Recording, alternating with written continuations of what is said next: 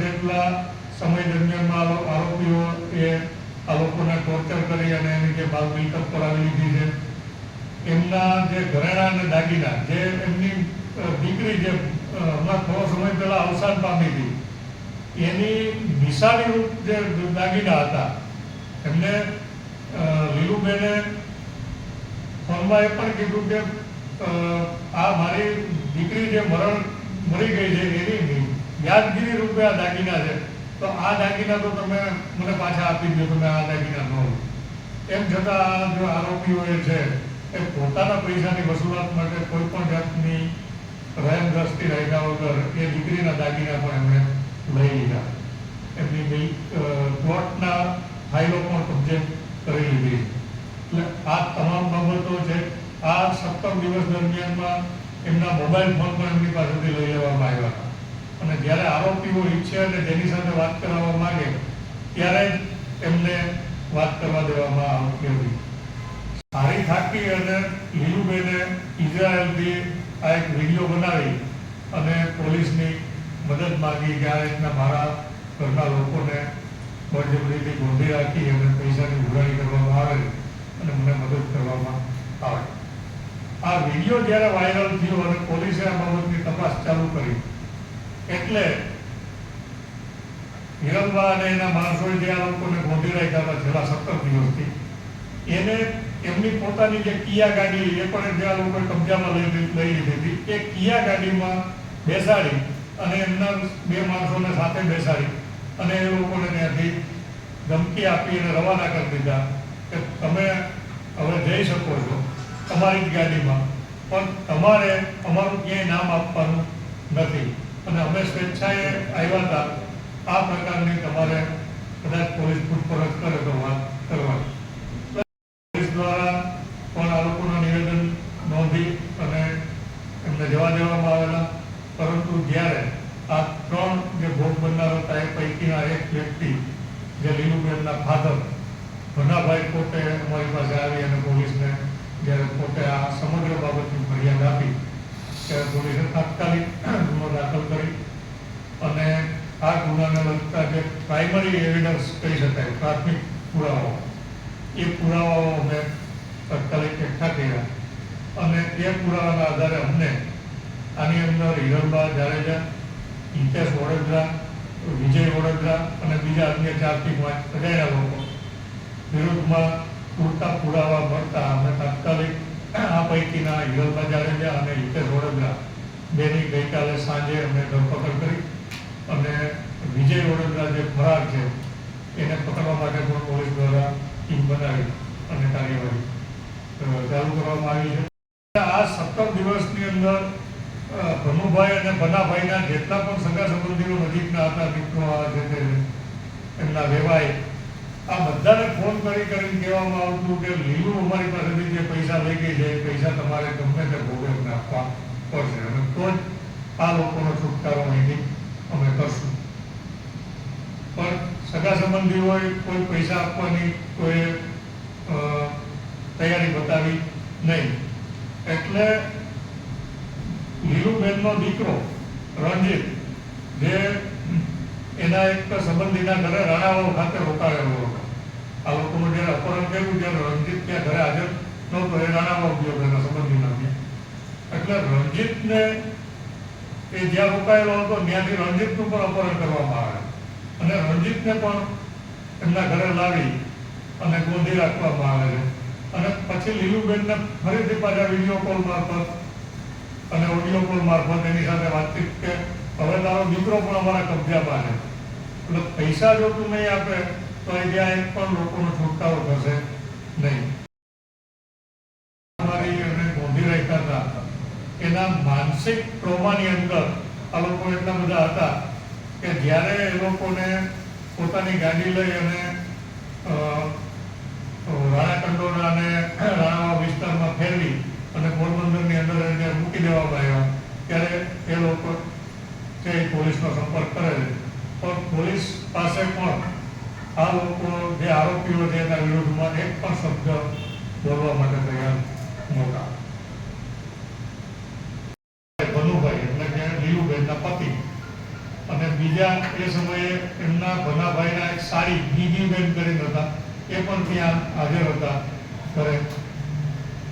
તો આ ત્રણેય વ્યક્તિઓને ગાડીમાં બેસાડી અને પોરબંદર હિરલબાના મકાને, જે સુરત પેલેસ છે, ત્યાં આગળ લાવવામાં આવે છે.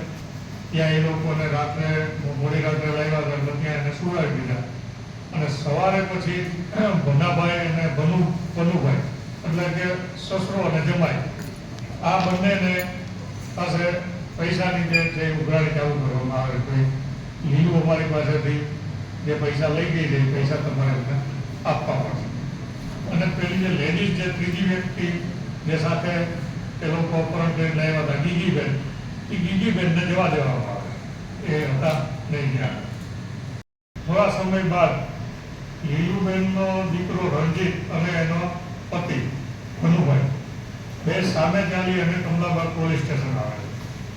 અને પોલીસને એવું નિવેદન આપે છે કે ભાઈ અમારું કોઈ અપહરણ કર્યું નથી. અમે લીલુબેન પાસે ઘણા બધા લોકો પૈસાની ઉઘરાણી કરતા હતા, માગતા હતા, એટલે એની ઉઘરાણીથી બચવા માટે અમે હિરલબાના ઘરે એમની મદદ મેળવવા માટે ગયા હતા. અને અમને કોઈ મારઝૂડ કરી નથી કે અમને કોઈ ટોર્ચર કર્યા નથી, ત્રાસ આપ્યો નથી, અમારી પાસે કોઈ પૈસાની માગણી કરવામાં આવી નથી. આવું રણજીત અને ભનુ બંને પોલીસ સમક્ષ નિવેદન છે. આ લોકોને એમનું એક જે વાહન હતું ભનુભાઈનું, કિયા ગાડી હતી એમની, એમના કોઈ મિત્રના ઘરે પડી હતી, એ ગાડી પણ એમની લઈ લેવામાં આવી. ભનુભાઈનું મકાન જે એની ચાવી લઈને એમના માણસો જે પૂછડી ખાતે એમના ઘરે ગયા, એમનું ઘર આખું સર્ચ કરી અને ત્યાંથી એમની જમીનના પ્લોટની ફાઇલો હતી એ ફાઇલો લઈ લેવામાં આવી. મકાનની અંદર લીલુબેનની દીકરી, જેમાં થોડોક સમય પહેલા જેનું અવસાન થયું હતું, એ દીકરીના કેટલાક દાગીના હતા, એક ચેન હતો અને એક હાથમાં પહેરવાનો બેલ્ટ. આ દાગીના જે લઈ લેવામાં આવ્યા અને આ બધું લઈ લીધું. અને એ ઉપરાંત પણ એને કીધું કે પૈસા અમારા પૂરા થતા નથી, તો તારા સગા સંબંધીઓ જે કોઈ હોય એને તારે જે ફોન કરવા હોય એને ફોન કર, પણ અમારા પૈસા તારે આપવા. અને લગભગ 17 તારીખ સુધી, 27 તારીખ સુધી, 11 તારીખથી લઈને 27 તારીખ, એટલે લગભગ 16-17 દિવસ સુધી આમના હિરલબાના મકાન ઉપર સુરત પેલેસ ખાતે એમને ગોંધી રાખ્યા.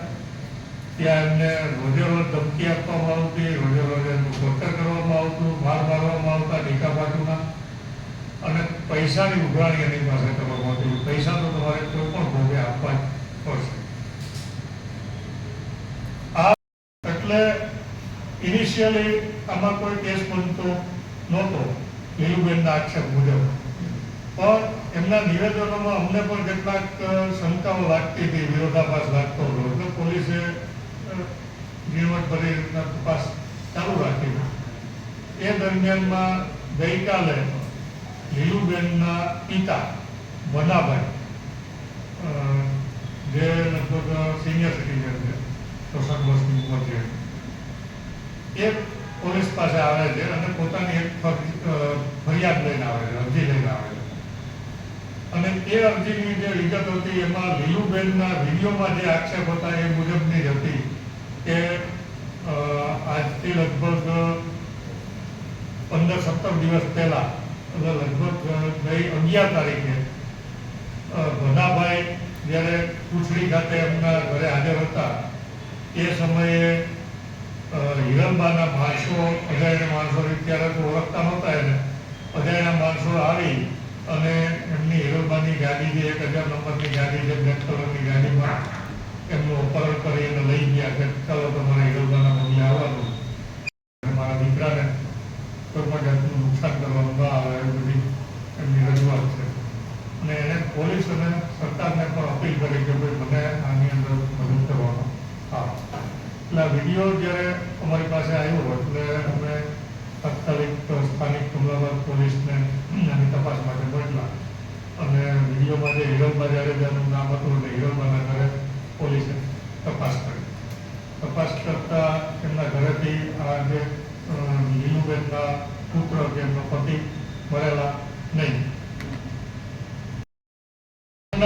એમના ઘણા બધા સગા સંબંધીઓને પણ રૂબરૂ અહીંયા બોલાવવામાં આવેલા અને એમની રૂબરૂમાં પણ વાતચીત કરવામાં આવેલી કે તમે આ લોકોને સમજાવો કે અમારા પૈસા ગમે તે ભોગે આપી દે, નહીં તો આનું ખરાબ પરિણામ એમને ભોગવવું પડશે. એટલે ઘણા બધા નજરે જોનાર સાક્ષીઓ પણ આની અંદર છે, સાહેબો છે, પરંતુ આરોપીઓનો ગુનાહિત ભૂતકાળ એટલો બધો ખરડાયેલો છે કે આની સામે કોઈ પણ ફરિયાદ કરવા માટે પણ તૈયાર થતો નથી. કોઈ પણ સાહેબો એમની વિરુદ્ધમાં સાહેબી આપવા માટે પણ તૈયાર થતા નથી. એટલે આ તમામ વિગતો અને બાબતોને ધ્યાનમાં રાખી અને હાલમાં પોલીસ છે તપાસ કરી રહી છે અને અમને આરોપીઓ વિરુદ્ધમાં મજબૂત અને ચોક્કસ ડાયરેક્ટ એવિડન્સ મળેલા છે. આજની તારીખમાં પણ આરોપીઓને અમે એરેસ્ટ કરી અને આજે કોર્ટ સમક્ષ રજૂ કરી અને રિમાન્ડ માટે રજૂ કરવાના છીએ અને રિમાન્ડ મળ્યા પછી આની વિગતવાર ગુનાની તપાસ કરવામાં આવશે.